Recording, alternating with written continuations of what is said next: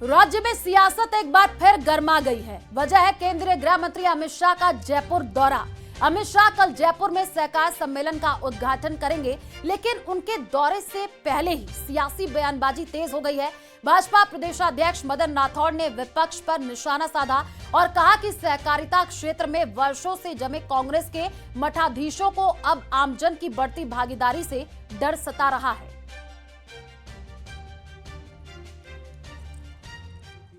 मठाधीश बनकर के लगातार बैठे हैं ना, उनकी जगह आम नागरिक सदस्य बनेगा और आम नागरिक उसमें और भाग लेगा तो वो चुनाव भी लड़ेगा।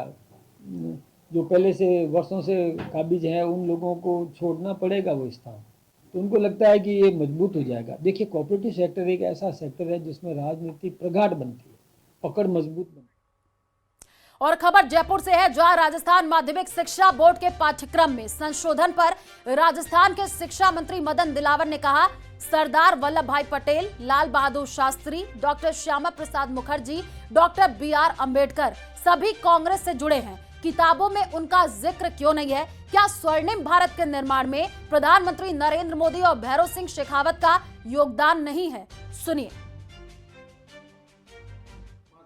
हम नहीं जुटला रहे, हमने कहा सरदार वल्लभ भाई पटेल भी कांग्रेस के ही थे, लाल बहादुर शास्त्री जी भी कांग्रेस के ही थे, डॉक्टर श्यामा प्रसाद मुखर्जी कांग्रेस की सरकार में केंद्रीय मंत्री रहे हैं, वो भी उस समय तक कांग्रेस के थे। अलग बात है कि बाद में जनसंघ की स्थापना उन्होंने की।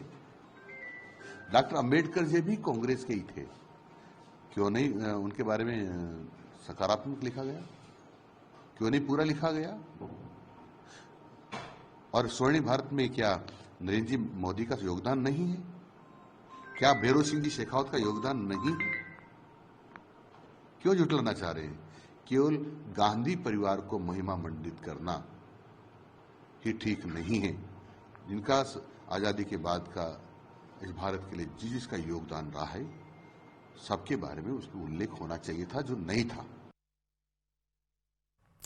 प्रदेश के गृह राज्य मंत्री जवाहर सिंह बेढ़म ने पूर्व मुख्यमंत्री अशोक गहलोत पर करारा हमला बोला है।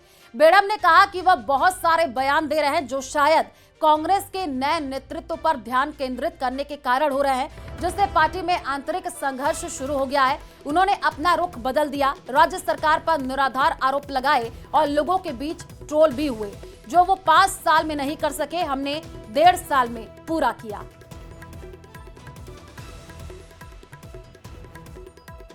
मुख्यमंत्री आदरणीय अशोक गहलोत जी आजकल कुछ ज़्यादा बयानबाजी कर रहे हैं। इसके पीछे जो कारण मुझे लगता है कि कांग्रेस में अब उनकी पूछ कुछ कम होती जा रही है।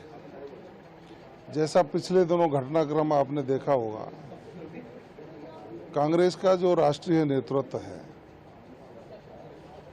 वो नए नेतृत्व की ओर अपनी मंशा जाहिर कर चुका है, और नए नेतृत्व की बात आई है तो उसमें कांग्रेस में अंदरूनी घमासान शुरू हो गया। अशोक गहलोत जी डोटासरा जी का भी विकल्प देख रहे हैं। जो उनके पक्ष के नेता हैं उनको स्थापित करने का प्रयास कर रहे हैं, लेकिन जो स्पष्टता सामने आई कि कांग्रेस उनकी बात को कहीं तवज्जो दे नहीं रही, तो उन्होंने फिर अपना स्टैंड बदला और सरकार के खिलाफ, जो राजस्थान की सरकार है, आधारहीन आरोप लगाने का उन्होंने सिलसिला जारी किया। जनता में ट्रोल भी हुए, क्योंकि पिछले दिनों कई प्रमुख समाचार पत्रों ने एक तुलनात्मक खाका उनमें छाप करके जनता के सामने प्रस्तुत किया। उनके 5 साल, हमारा 1.5 साल। वो 5 साल में नहीं कर पाए, वो हमने 1.5 साल में करके दिखाया।